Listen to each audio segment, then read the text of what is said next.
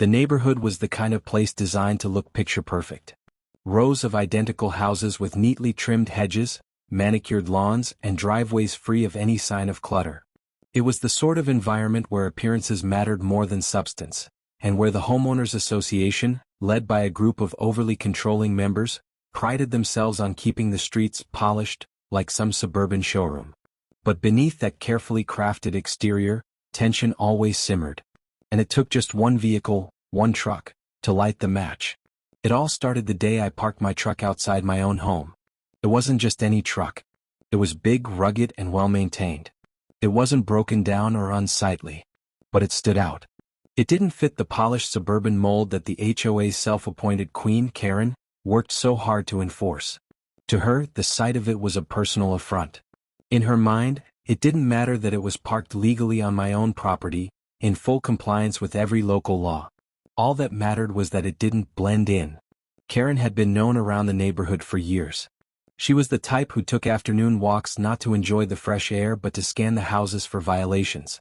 She was always ready with her phone in hand, snapping pictures of trash cans left out too long, a lawn not cut to her liking, or a basketball hoop that she swore lowered property values. She thrived on control. And my truck was about to become her obsession. Within hours of parking it, I noticed her pacing in front of my driveway, her eyes fixed on the vehicle as though it had personally insulted her. She circled it like a predator eyeing prey, scribbling in her little notepad as though she were preparing a case to take to court. I brushed it off at first, thinking she would eventually find another target. But I underestimated just how much this truck had gotten under her skin. The first letter came the next morning. An official-looking HOA notice, slipped neatly into my mailbox. It claimed my truck was in violation of community standards, and demanded that it be removed within 48 hours. The language was bold, threatening fines and further action if I failed to comply. What made it absurd was that the HOA's bylaws didn't even mention trucks, not mine, not anyone's. They had rules about boats, RVs, and abandoned cars, but nothing about a personal vehicle parked in one's own driveway. That was when I realized this wasn't about the HOA at all. It was about Karen. For her, this was personal. She wanted the truck gone, and she would weaponize the HOA to get her way. Neighbors whispered that she had done this before, singling out anyone who dared to defy her idea of perfection. Some had caved quickly, not wanting the stress. Others had fought back, but the constant harassment drove them to either move out or give in. It was her game and she was very good at it. But this time, Karen had chosen the wrong opponent. Still, the escalation was startling. On the second day, I saw a tow truck creeping slowly into the neighborhood. Karen stood at the corner with her arms folded, smirking as though she had just scored a major victory. She had actually called for my truck to be removed, without warning, without legal grounds, and without authority. The driver hesitated, sensing something wasn't right. The HOA hadn't signed off officially, and he wasn't sure if he was allowed to proceed. Karen marched up, waving papers in his face, insisting that she was the head of the HOA committee, and that her word was final. She told him it was a violation, that it was damaging property values, that it was making the neighborhood look like a junkyard. She demanded action. What she didn't know was that she had just crossed a very dangerous line. This wasn't just any truck. This wasn't just any resident. And Karen's reckless decision to tow something she didn't understand was about to set in motion a chain of events that would turn the neighborhood upside down. Because while Karen thought she was dealing with just another homeowner, she had no idea who actually owned that truck. And the revelation would shatter her confidence, strip away her power, and bring the HOA's corruption into the harsh light of day. The tow truck driver, still unsure, refused to move forward without proper authorization. He drove away, leaving Karen fuming at the curb, her victory slipping from her grasp. But instead of backing down, she doubled down. If she couldn't tow it that day, she would find another way. She always did. As the sun set on that evening, I knew this was just the beginning. The neighborhood had been quiet for years, but now the storm was brewing. A storm started by one woman's obsession, one HOA's misuse of power, and one truck parked firmly in the driveway where it belonged. What Karen didn't realize was that her battle had already been lost. She just didn't know it yet. And as I looked out at the truck gleaming under the porch light, I couldn't help but think. She was about to learn a lesson she would never forget. The next chapter in this war was about to begin. The next morning, the neighborhood woke to a fresh wave of tension. It wasn't the calm hum of sprinklers or the distant sound of children pedaling bikes on the cul-de-sac. It was the sharp slap of HOA notices being tucked under doormats, the kind that sent a ripple of unease through even the most compliant residents. At the center of it all was Karen, strutting from house to house with a clipboard tucked under her arm, her eyes darting toward my driveway every few seconds. She hadn't succeeded in towing the truck, but in her mind this was no defeat, it was simply a delay. And when Karen was delayed, she came back stronger, louder, and even more determined to win. By mid-morning, the second official letter arrived in my mailbox. This time it wasn't just a warning. It claimed I was now subject to daily fines until the truck was removed. The numbers printed on the paper were outrageous. A fine stacked for each day the vehicle remained where it was. It was a direct attack, a financial chokehold designed to force compliance. But there was a glaring flaw. The bylaw she cited didn't exist. The letter referenced rules that weren't written anywhere in the HOA handbook. It was a fabricated regulation, carefully crafted to intimidate. To the average homeowner it might have worked. Most people, unwilling to dig through pages of dry legal text, would have assumed the HOA knew best. But I wasn't most people. I knew how this game worked. Still, the fines weren't the only weapon Karen used. Within days the whispers started. Neighbors began looking at me differently, their eyes flicking between me and the truck with a mix of curiosity and concern. Karen had been spreading her version of the story, that the truck was an eyesore, that it lowered property values, that it was against the rules. Her words carried weight, not because they were true, but because she delivered them with conviction. Some neighbors stayed silent. Others avoided me altogether, too afraid of being caught on the wrong side of Karen's crusade. And then there were those who sided with her, not out of belief but out of fear. After all, she had made it clear. If the truck stayed, the entire neighborhood would suffer the consequences. The pressure mounted. Notices kept piling up. Karen began photographing the truck daily, emailing the pictures to the HOA board with long-winded complaints about declining standards. She left angry voicemails at odd hours, each one escalating in tone. What had started as a single letter had now grown into a full-fledged campaign of harassment. But Karen wasn't just after me. She wanted to make an example. She wanted the entire neighborhood to see that no one could defy her and get away with it. She wanted to prove that her word was law, even if it wasn't written anywhere. And yet, in her obsession, she overlooked something critical. You see, Karen wasn't just fighting a homeowner with a truck. She was fighting someone with knowledge, resources, and connections she couldn't even begin to imagine. Every letter she sent, every threat she made, every baseless fine she tried to enforce, I documented it all. Each piece of paper became evidence. Each voicemail became a weapon waiting to be turned back on her. Still, the war wasn't just legal. It was personal. Karen wanted confrontation and she thrived on drama. When she realized the truck wasn't going anywhere, she took things further. One evening, I returned home to find an orange sticker slapped onto the windshield. Bold black letters screamed, "Illegally parked, subject to removal." It wasn't an official city notice, nor did it have any legal standing. It was nothing more than a scare tactic, designed to trick anyone passing by into believing the truck was already condemned. But the adhesive she used left residue across the glass, damaging the surface. It was the first physical act of vandalism, and it crossed a line that couldn't be ignored. Karen had escalated from harassment to sabotage. Her confidence grew bolder. She began bragging at neighborhood meetings that the truck would be gone soon. She claimed she had special arrangements with local towing companies, even suggesting that she had the city on her side. It was a performance, a way to assert dominance in front of her peers. But behind that smug exterior, cracks were starting to show. Some neighbors began questioning her authority. They asked where, exactly, in the bylaws the truck was prohibited. They wondered why she was so invested in a single vehicle when other issues, like broken streetlights and overdue maintenance projects, went ignored. And though Karen laughed off their doubts, the seeds of doubt had been planted. What Karen didn't realize was that her obsession was beginning to backfire. The more she pushed, the more attention she drew. The neighborhood wasn't just watching me anymore, they were watching her. They were starting to see her not as the enforcer of rules, but as a bully drunk on power. And all the while, the truck remained exactly where it had been from the start, in my driveway, shining in defiance. Karen was furious. She couldn't understand why her tactics weren't working. She had bullied people into compliance before. She had driven neighbors to sell their homes just to escape her wrath. But this time she was hitting a wall. The truck wasn't moving. The fines weren't being paid. The intimidation wasn't working. What she didn't know was that every move she made was tightening the noose around her own neck. Her fabricated fines, her harassment, her vandalism, all of it was being carefully documented.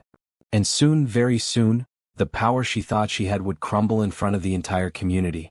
But before that day came, Karen had one last card to play. And it was a card that would drag the entire neighborhood into the storm.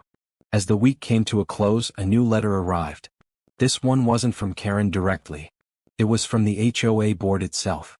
It summoned me to a mandatory hearing, claiming I was in violation of multiple community standards. The language was harsh, the threats of legal action heavier than ever. Karen had succeeded in one thing: she had dragged the board into her war. But what she didn't realize was that this hearing wouldn't go the way she planned. Because once the truth about who actually owned the truck came to light, her empire of intimidation would begin to collapse. And when it did, the fallout would be greater than anything she had ever faced before. The neighborhood thought this was just another dispute over rules. But they were about to witness a showdown that would expose every crack in the HOA's foundation. The war was no longer just between me and Karen. It was about to consume the entire community. The letter announcing the mandatory HOA hearing landed in my mailbox like a final ultimatum. Its thick envelope, embossed with the HOA's official seal, carried an air of authority that was designed to intimidate. Inside, the words were blunt, sharp, and carefully calculated. I was accused of multiple violations of community standards, with the truck listed as the primary offense. The board demanded my appearance at the next scheduled meeting, warning of escalating fines, legal action, and even the possibility of liens against my property if I refused to comply. For most residents, such a letter would have been terrifying. It was designed that way, after all, a weapon of intimidation dressed up in formality. But when I read through the document, all I saw were weaknesses. The accusations were vague. The rules they cited were fabricated. The threats were hollow. And most importantly, the HOA had no idea who they were actually dealing with. The night of the hearing arrived quickly. The board gathered in the community clubhouse, a sterile room with beige walls, folding chairs, and a long table at the front. It was the kind of place where important matters were decided with self-importance, even though the issues rarely went beyond lawn heights and fence colors. But that night, the room buzzed with tension. Word had spread, and nearly the entire neighborhood had turned up to watch. At the center of it all was Karen, seated proudly among the board members, her posture rigid, her lips curled into a satisfied smirk. She had orchestrated the entire spectacle, and she believed this would be her triumph. In her mind, I was about to be humiliated in front of the community, forced to bow to her authority. The board called the meeting to order, rattling off the list of alleged violations. Each one was more absurd than the last: unsightly vehicle, improper storage, failure to maintain community standards. They spoke with rehearsed seriousness, their tone mimicking that of a courtroom, though everyone knew this was little more than theater. Karen couldn't contain her smugness. Every time my truck was mentioned, she leaned forward, her eyes gleaming with triumph. She whispered to the person beside her, occasionally shooting glances toward the audience, as if to ensure they were all witnessing her victory. But what Karen didn't realize was that she had already overplayed her hand. When it was my turn to respond, I didn't raise my voice or argue emotionally. Instead, I laid out the facts. I pulled out the HOA handbook, flipping to the sections that outlined vehicle rules.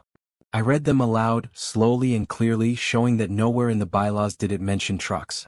I highlighted the specific language about boats, RVs, and abandoned vehicles, proving that my truck didn't fit into any of those categories. Then I revealed the stack of evidence I had carefully collected over the past 2 weeks. Copies of every notice Karen had sent, recordings of her threatening voicemails, photographs of the vandalism she had committed with the fake tow sticker. Each piece was laid out in order, forming a timeline of harassment that left little room for denial. The room shifted. Neighbors who had once been swayed by Karen's words now stared at her with suspicion. The board members exchanged uneasy glances, realizing they were no longer in control of the narrative. And then came the final reveal, the one thing Karen had never anticipated. You see, the truck wasn't just any vehicle. It was government-issued, registered under a federal agency, and tied directly to my line of work. I wasn't just a homeowner with a truck. I was someone with the authority and backing of the very system Karen thought she could manipulate. Her attempt to tow it hadn't just been an overreach, it had been a direct interference with government property. When I revealed this, the atmosphere in the room changed instantly. The smugness drained from Karen's face. The whispers among the neighbors grew louder, a wave of shock and disbelief rolling through the audience. The board members froze, their earlier confidence evaporating as the weight of the revelation sank in. Karen had not just targeted a truck. She had targeted something far beyond her reach, something protected by laws she couldn't bend to her will. Her attempt to tow it was no longer just a petty HOA dispute, it was a serious offense with real consequences. The room erupted. Some neighbors openly laughed at the absurdity of Karen's crusade. Others muttered angrily about the waste of time and the embarrassment she had caused. The board scrambled to save face, quickly backpedaling on their accusations and insisting that they had been misinformed. But it was too late. The damage had been done. Karen sat in stunned silence, her confidence shattered. For years she had ruled the neighborhood with intimidation, using the HOA as her weapon. But in that moment the illusion of her power crumbled. The community saw her not as a leader, but as a bully who had gone too far. The hearing ended in chaos. The board, desperate to contain the fallout, promised to review the bylaws and address concerns of overreach. But the residents weren't fooled. They had seen the truth with their own eyes. And as I gathered my evidence and walked out of the clubhouse, I knew the tide had turned. Karen's war wasn't over. She was too stubborn to walk away quietly. But her power had been weakened, her credibility destroyed, and her grip on the community slipping through her fingers. As I stepped into the night, the truck gleamed under the streetlights, still parked exactly where it had been from the beginning. It stood as a symbol, not of defiance but of victory. And for the first time in years, Karen was the one on the defensive. But I knew this wasn't the end. People like Karen didn't stop when they lost. They regrouped, they schemed, they struck back harder. And somewhere in the darkness of that quiet suburban street, I could feel her plotting her next move. The war was far from over. The hearing had changed everything. The neighborhood had seen the truth, and Karen's carefully constructed empire of control had begun to crumble.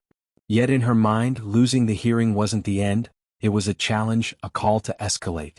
She couldn't bear the thought of someone standing up to her, and the humiliation of being exposed to the entire community burned in her chest. Almost immediately her tactics shifted. Where before she had relied on HOA letters, fines and threats, now she moved into the realm of personal attacks. She started showing up at the edges of my property, walking past the truck with an exaggerated glare, muttering under her breath as though her fury could somehow damage the vehicle from afar.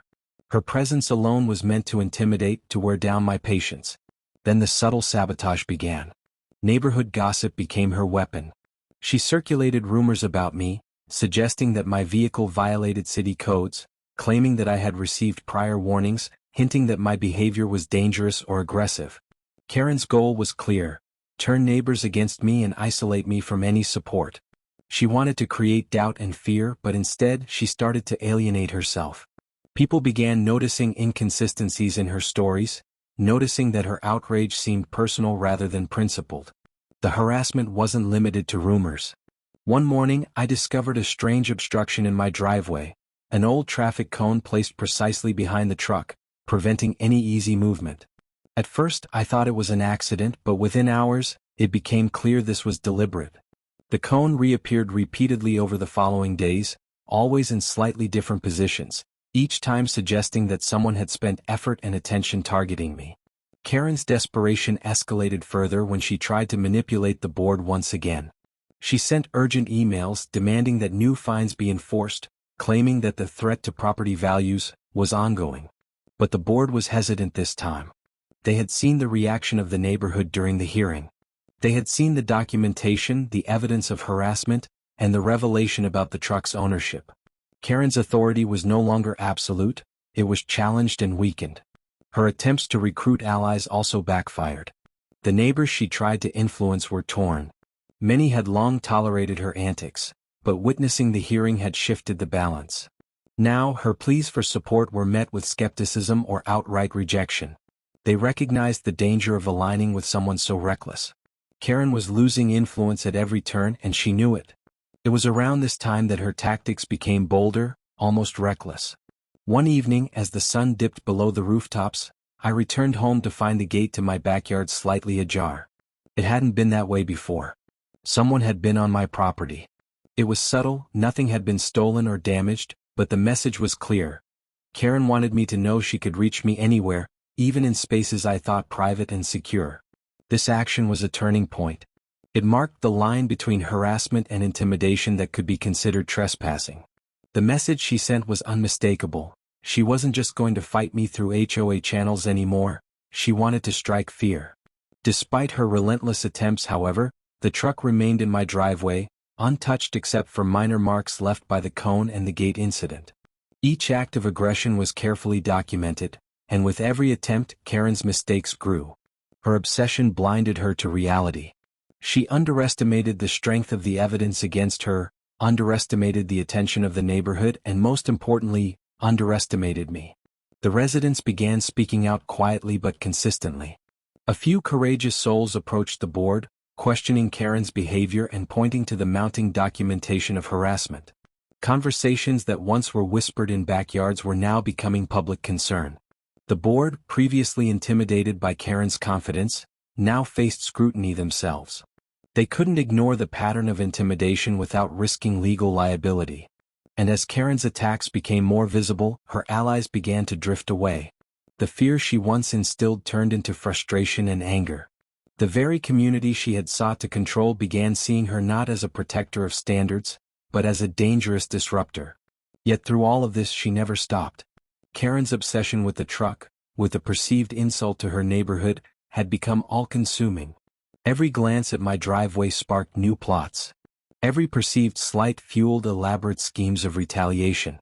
But each new attempt only widened the cracks in her authority, leaving her increasingly isolated and exposed. Her desperation culminated in a plan that she believed would finally tip the scales: a dramatic confrontation with the towing company. She attempted to bribe or pressure a local driver into removing the truck illegally, bypassing HOA authority entirely. But once again she failed. The driver refused, aware that the consequences of tampering with a federally registered vehicle were severe. Karen's aggression had escalated to the brink of legal liability, and she hadn't even realized it. By this point, the neighborhood was watching closely. They saw the pattern, they saw the obsession, and they saw the danger. Karen was no longer just a nuisance, she had become a liability.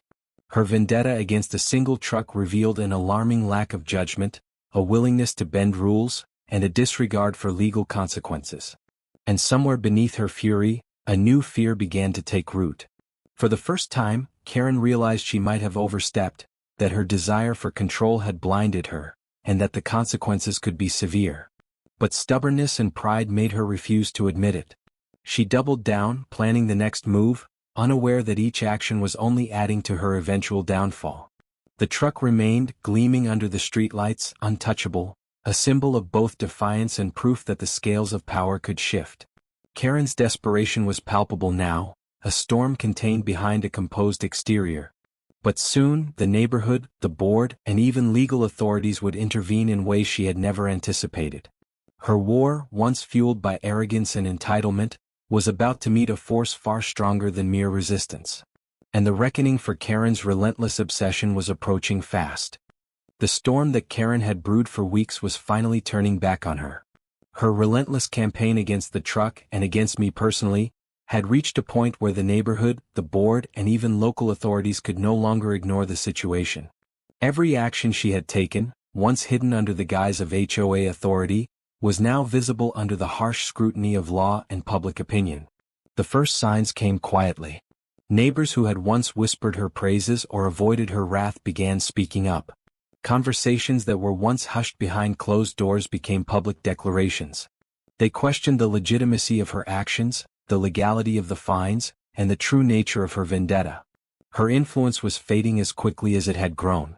The more she had tried to dominate the community, the more obvious her recklessness had become.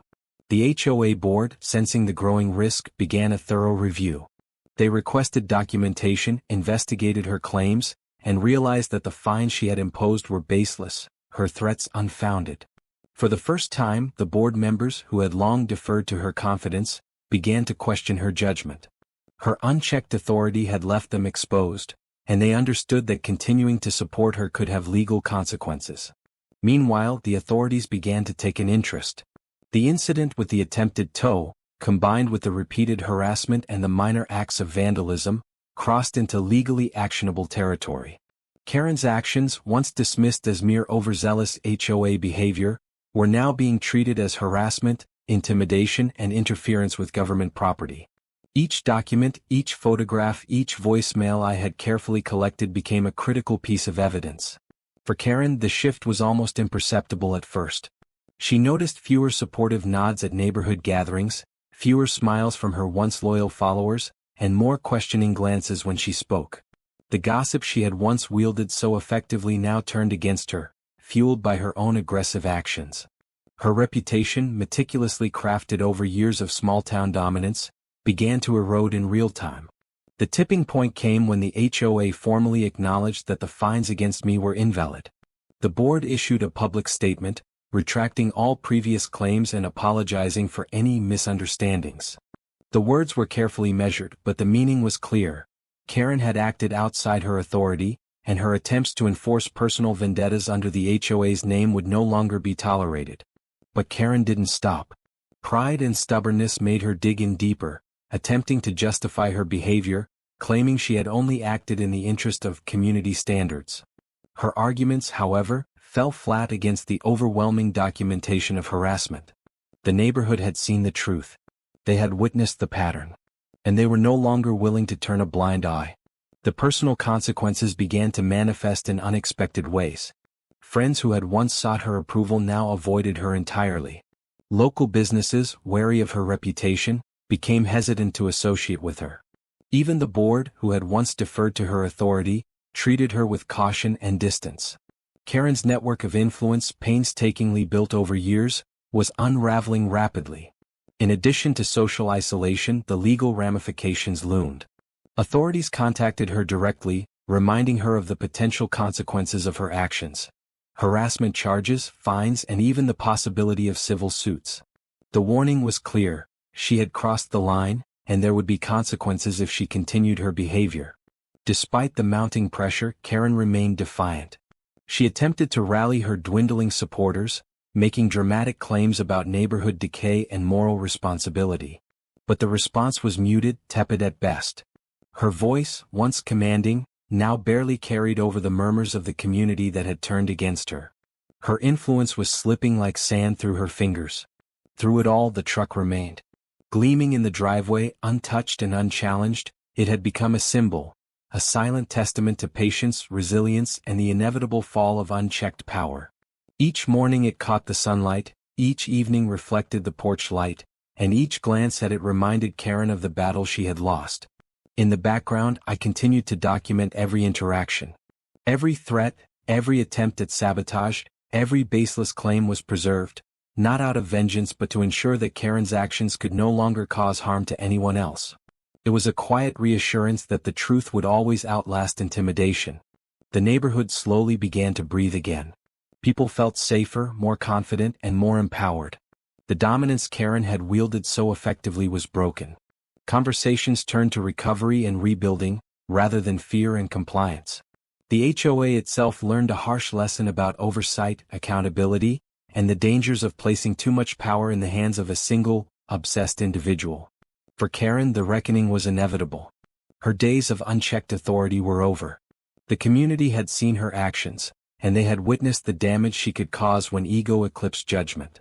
Her attempts at revenge had failed, her influence had waned, and the neighborhood she had tried to control was no longer intimidated by her presence. Yet even as the consequences closed in, Karen's story was not entirely over. One final act, a last desperate attempt to reclaim power, was simmering beneath the surface. Pride, stubbornness, and obsession rarely die quietly, and Karen had yet to make her final move, one that would determine not just her fate, but the lasting peace of the neighborhood. The war that had begun with a single truck in a driveway was nearly over. The storm that Karen had unleashed had turned back on her, leaving a trail of exposure, humiliation, and accountability. And soon, the neighborhood would witness the ultimate conclusion, a reckoning for the woman who had dared to challenge the wrong homeowner. The stage was set for the ultimate confrontation. Weeks of tension, harassment, and intimidation had escalated into a full-blown showdown. Karen, who had once ruled the neighborhood with an iron fist, now stood exposed, her authority shattered. The community had watched every misstep, every threat, every act of sabotage, and they were no longer willing to tolerate her behavior. The question wasn't if she would face consequences, but how severe they would be. It started quietly. The HOA board, once cowed by Karen's confidence, took firm action.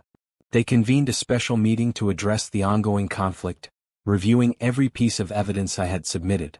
Letters, voicemails, photographs, and documentation of her repeated attempts to intimidate or manipulate the community left the board with no choice but to act decisively. Karen's influence was officially revoked. Any authority she had wielded was stripped away, and she was prohibited from making unilateral decisions or issuing threats under the HOA's name. The neighborhood felt a collective sense of relief. Residents who had long suffered in silence began speaking out. The truth about Karen's obsession with the truck and her reckless behavior was fully revealed.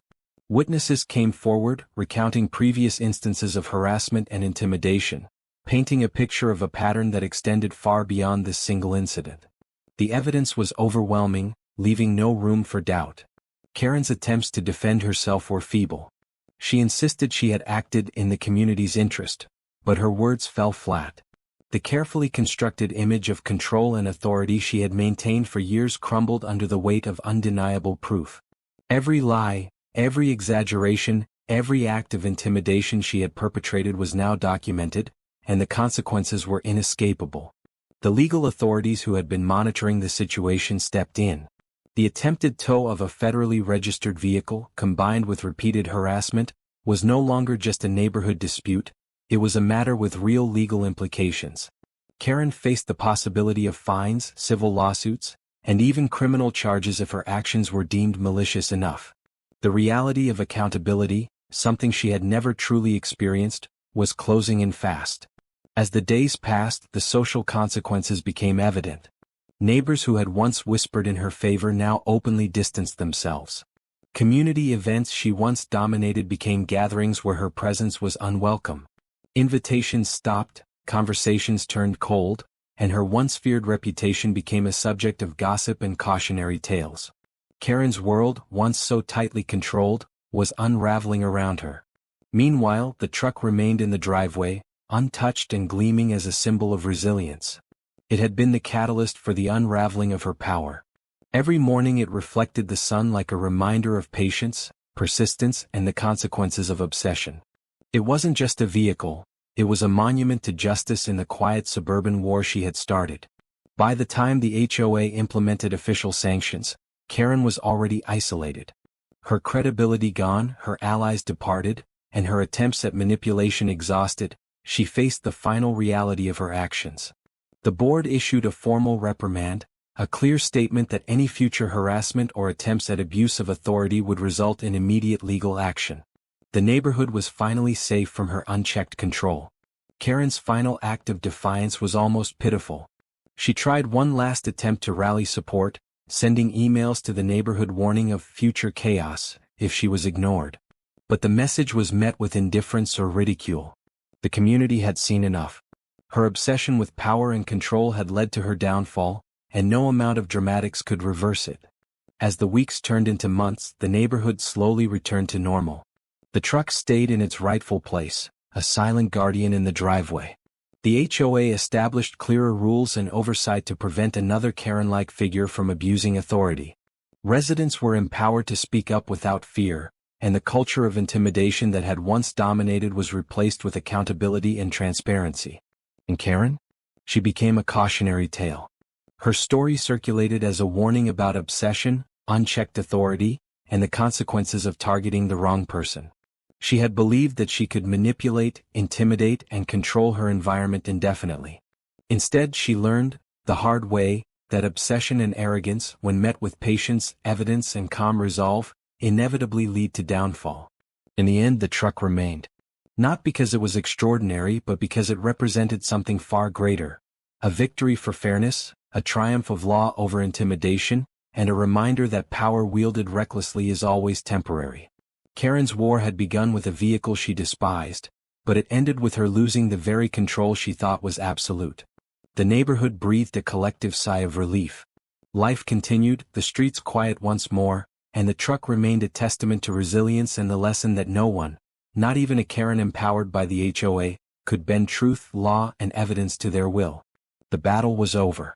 The lesson was clear. And the truck, standing silently in the driveway, would never again be underestimated. If you love jaw-dropping HOA battles, crazy Karen showdowns, and ultimate property revenge, hit that like button, subscribe, and turn on notifications. Don't miss a single Warzone moment.